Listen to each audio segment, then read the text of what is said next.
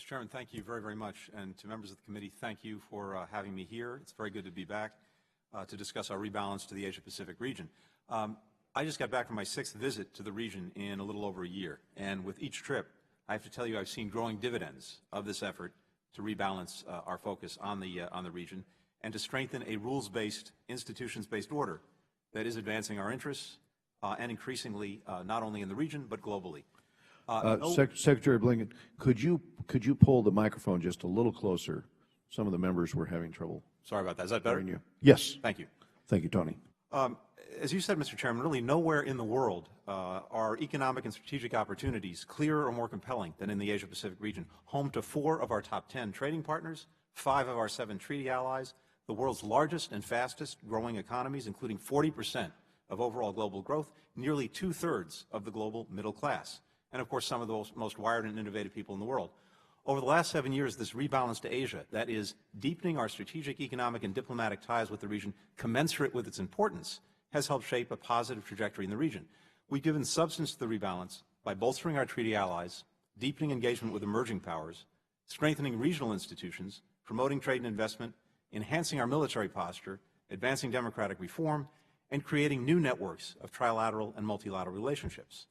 There are multiple pillars to the rebalance. I just want to briefly go through those pillars. First, we've invested in strengthening and modernizing our core alliances with Japan, with Korea, the Philippines, Australia. We've updated our guidelines for our defense cooperation with Japan, included new host nation support agreements with both Japan and Korea, signed a force posture agreement with Australia, and concluded a landmark enhanced defense cooperation agreement with the Philippines. Second, we've deepened engagement with emerging countries in the region. We built a relationship with China defined by broader practical cooperation on global challenges, while at the same time directly engaging our differences to try to resolve or narrow them while avoiding conflict. And we've worked to deepen the bonds between the people of the United States and Taiwan. Our partnerships with Indonesia, Malaysia, Singapore have grown to reflect our increased cooperation on regional and global challenges, everything from countering climate change to violent extremism. And we forged new relations with Vietnam and Burma as they start to turn the page on the past. I just saw this again for myself in Vietnam last week. Thanks in part to the bipartisan leadership of this committee, the U.S. and Vietnam are deepening and broadening our ties in areas that we couldn't even imagine a decade ago, even a few years ago, from military cooperation to human rights to peacekeeping. Third, we sustained and increased engagement with the institutions of the region, like the East Asia Summit, APEC, ASEAN, including by sending our first dedicated ambassador to ASEAN, hosting the first ever U.S.-ASEAN Summit here in the United States, and hosting APEC in 2011. These are important forums for promoting collective action and facilitating the peaceful resolution of differences. They advance a regional economic, political, and security architecture in which the United States is a vital and permanent player. Fourth, we have vigorously promoted trade and investment opportunities designed to unlock growth for the United States, as well as for our allies and partners in the region. We've implemented a free trade agreement with South Korea. We've worked with Burma to modernize and strengthen legal and regulatory regimes, helping set the stage for major American companies to enter that market. And of course, the heart of our engagement in the region economically is the Trans-Pacific Partnership, which will bring 12 APEC economies and 40% of global GDP together.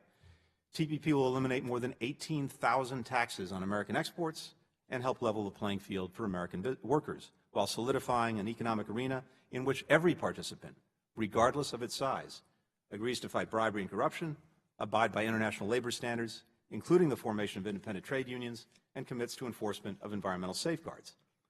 Fifth, we've enhanced our military posture in the Asia-Pacific, deploying nearly 60% of our Navy in the region by the end of the decade, and some of our most advanced capabilities. We're increasing the maritime security capacity of our partners, and we're rotating American personnel into new and more places, like Northern Australia and new sites in the Philippines. Sixth, we're standing up for our values, for the basic rights and freedoms of individuals throughout the region. In Indonesia and the Philippines, we're working with our partners to tackle corruption and strengthen institutions. And then, of course, in support of Burma's historic elections and peaceful transition of power, we helped establish the nation's first nonpartisan, independent election observation organization. We trained over 11,000 political party members to improve their ability to effectively communicate with voters. We continue to stress the importance of upholding the rule of law and express our strong concern about discrimination experienced by ethnic and religious minorities, including the Rohingya. In response to our engagement and demands from the Vietnamese people, Vietnam has taken some positive steps on human rights, including releasing political prisoners, ratifying the Convention Against Torture and the UN Convention on the Rights of Persons with Disabilities, and agreeing to allow independent trade unions for the first time in modern history. Significant reforms remain to bring Vietnam's domestic laws into sync with international human rights obligations and indeed with its own constitution. Seventh and finally, we've invested in a new geometry of trilateral and multilateral networks to encourage cooperation among and between countries in the region. At the core of these efforts is a very robust trilateral partnership with South Korea and Japan, under which we've convened the first ever trilateral meeting at the vice minister or deputy level. I've now done that 3 times. And the benefits of this relationship are crystal clear in the face of the region's most acute challenge, the challenge from North Korea and its provocative acts in the nuclear and missile domain. We're stepping up trilateral cooperation on sanctions implementation, including under the new UN Security Council resolution. We're working trilaterally to increase the capabilities of other countries to implement that resolution. And our 3 countries will continue to shine an intense light on North Korea's deplorable human rights violations and pursue accountability for them.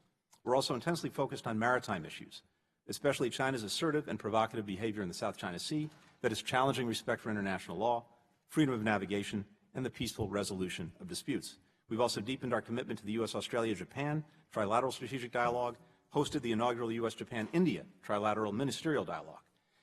These bilateral, trilateral, and multilateral relationships are not aimed at any particular country. They are not exclusive. We welcome any kind of flexible geometry of collaboration among countries that share important goals, including steps toward greater China-Korea-Japan cooperation and the growing unity of the ASEAN community. And we're building interconnected relationships not just among countries, but among people. The Waisili community, now 67,000 strong, connects dynamic young people throughout the region to the United States and to each other. Mr. Chairman, these efforts represent a small but important slice of the work that we're currently undertaking.